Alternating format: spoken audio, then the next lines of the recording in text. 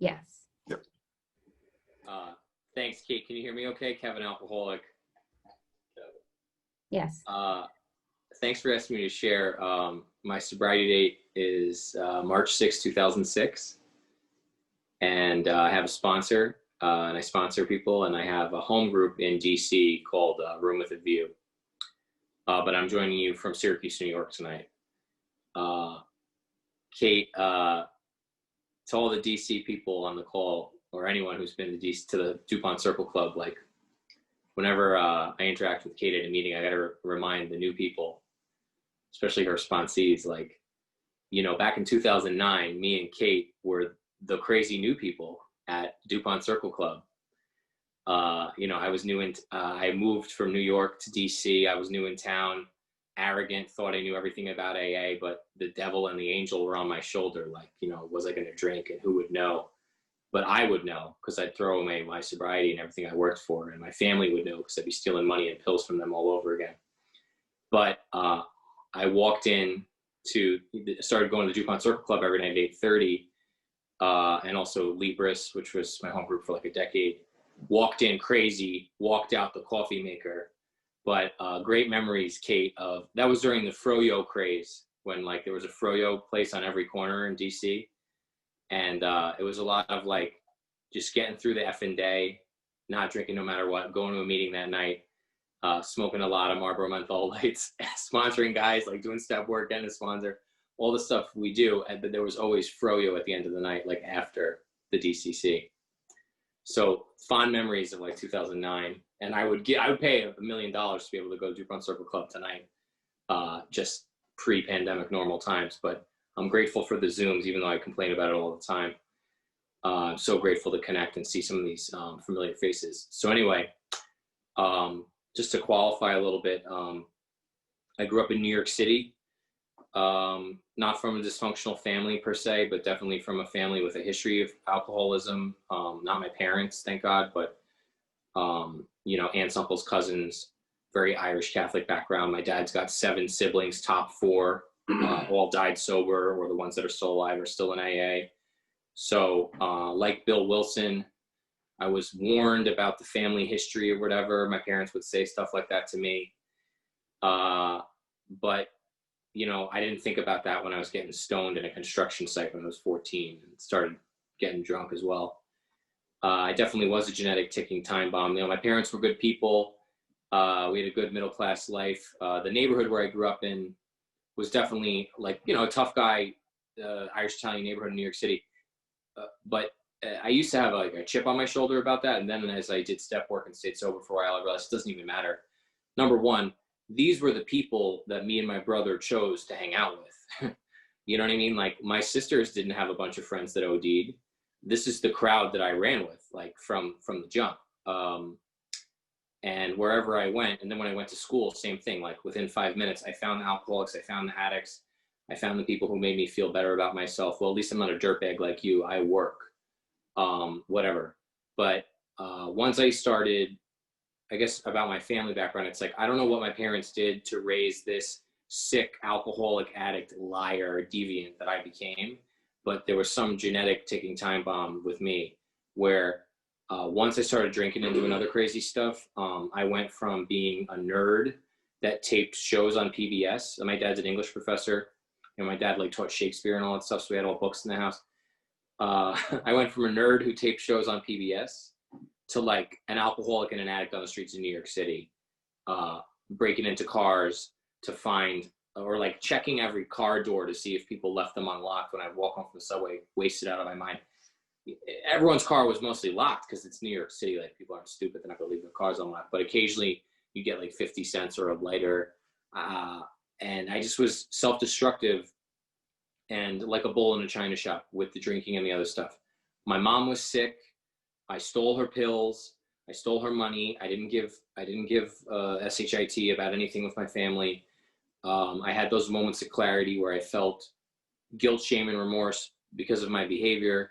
And then I would get drunk and stay drunk to sort of blot out those feelings. And it was a vicious circle. Like my behavior was shameful and out of control because my drinking was shameful and out of control. And like I lived a life that demanded a drink, you know what I mean?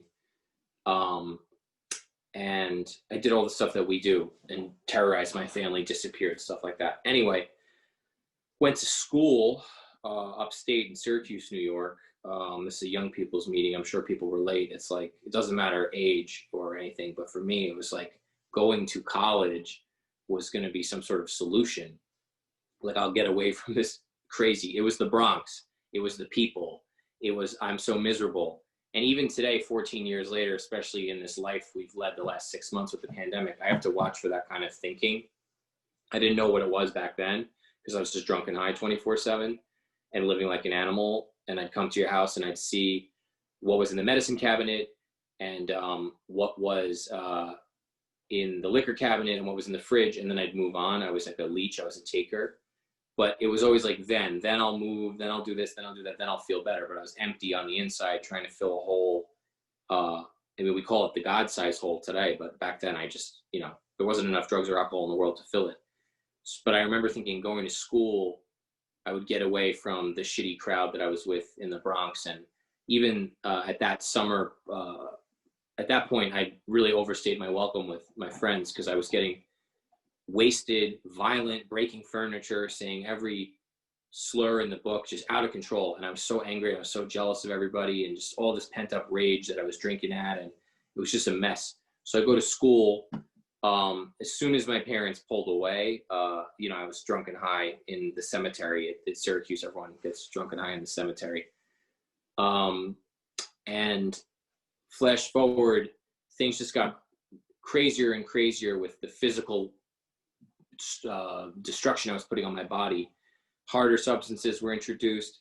I needed more and more to just stay anesthetized all day. I was losing my mind. And I would be coming down from whatever at 3, 4, 5 o'clock in the morning. And I was so miserable. I would research religions on the internet or the Air Force or changing schools, anything to, because again, Syracuse was the problem. Never did I Google not drinking and not getting high one day at a time. That never, ever crossed my mind. Even when I went on this religious kick and I was going to church, I was being drunk and being high 24/7 was my entire life. It was such a part of me and I couldn't stop. And I remember, I'll wrap up the drunkalog shit with this. Like, I went to the nutritionist at school. There was like, oh, if you go see the university nutritionist, you'll get a free stress ball or something. I don't know. So I go and I explain to this woman, yeah, I've been doing a lot of cocaine. I've been drinking. I'm drunk 24/7. I'm underweight. So that's why I'm trying to, but I stopped doing all this shit 4 days ago. I got my act together. I'm going to church. I have the gym, I'm going to the gym. So I need to like eat better and put on weight. And she looked at me and she said, you really should go to the substance abuse counselor downstairs. Like, you should really get in there today. Like, it sounds like you need help. And I looked at this woman like she was crazy. Like, she's the crazy one. Like, did I not just explain to you that I stopped doing that stuff 4 days ago? And, I had a plan. I always have a plan, right? Like, and I think that night I got drunk and stayed drunk and high 24/7 until I went to Alcoholics Anonymous. And that night specifically, I had a plan, right? I had my backpack. I had the bottles of ginger ale. I was going to drink 2 Labatt Blue Lights, smoke a little bit of a bong, and then I had Mormon church in the morning, and I was going to the gym. So I had it all planned out. And the minute I took, that's the phenomenon of craving that I found out about later from you people. The minute I took that one drink that night, it was gone. It was like, where's the liquor? And at that point, I wasn't drinking brown liquors because those made me black out, brown liquor, tequila. Clear liquor was okay. Light beer only, only did cocaine Thursday through Sunday. I had it all figured out, but I was underweight and jaundice and dying of this disease. And I'll wrap it up here with the drunkalog. A friend of mine passed away of this disease. I got sober young, but I've been to funerals for people even younger than I was. So Danielle, a good friend of mine, was left to die by her boyfriend, while she OD'd, while he flushed all the evidence down the toilet. He wasn't indicted by the grand jury. It was all this horrible stuff happened. So of course and now I'm back down in the Bronx. We're all getting drunk and high to remember her because these are the people I hung out with, right? Like, that's what she would have wanted, and all this sadistic stuff. And I remember my father being just like, what the F is wrong with you people? And I was so mad. And it wasn't, at that point, it was like, screw church or working out or any of this stuff I was trying to, like, now I have this blank check to drink and get high the way I want to because this bad thing happened to me. My friend passed away. Anyway, flash forward around that time, that spring, is when I got 12-stepped into Alcoholics Anonymous. So it wasn't like, oh, my friend passed away, I better get my ass to AA. It was like I had a guardian angel or something. And the guy who 12-stepped me into AA was an acquaintance, a friend of a friend through school. Bumming a cigarette off him turned into my word vomit of like, my friend passed away, she OD'd, this and that.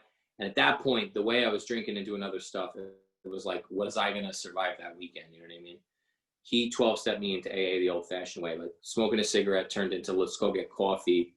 Let's go get coffee turned into him talking a little bit about his experience and me saying, no, you don't understand. I have an alcohol problem. I have a drug problem. I have a sex problem. I have a crazy problem. I'm going to hell. I have a lot of issues. And he said, you know, AA could probably help you with all of that. Why don't you come with me to a meeting tonight? And I said, how about tomorrow night? Because I had plans that night to, you know, get drunk. It was my friend's birthday. And the people I was with were doing expensive looking other crazy stuff. And I said, oh, no. I got to go to AA tomorrow night and explain to these people I don't have a problem. Because I was so delusional, even though I was dying of this disease, I was so delusional that I still didn't even know, maybe I'm an addict. I don't know if I'm an alcoholic. And if you had gotten up there at my first meeting and told my drunkalog, I would have thought, wow, this guy is really messed up and he needs to be here. But I wasn't sure if I needed to be there because I was so delusional and in denial. But similarly, if you had gotten up there at my first meeting and told my sober story, I would have said, that's bullshit. Your parents must have been rich or something, because there's no way your life could have gotten that better, you know, turned around like that.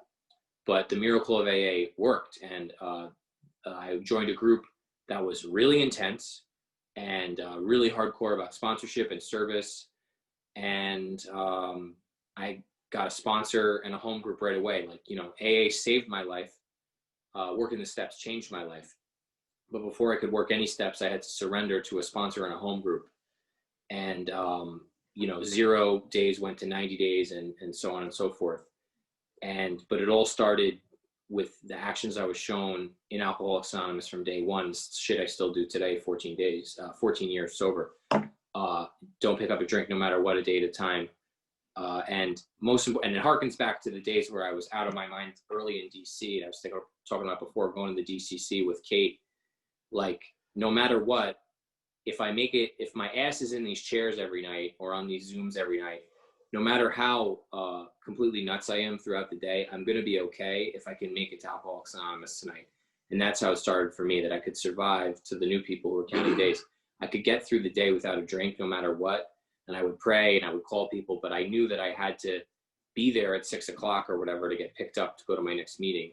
In 2006, you couldn't really cancel because there was no, I mean, I had a phone. I don't even know if it had text. I mean, you could text, but I had Snake on my phone. I couldn't cancel if I wanted to. If my ride to the meeting was at 6 o'clock at Starbucks, I had to be there. And that saved my life.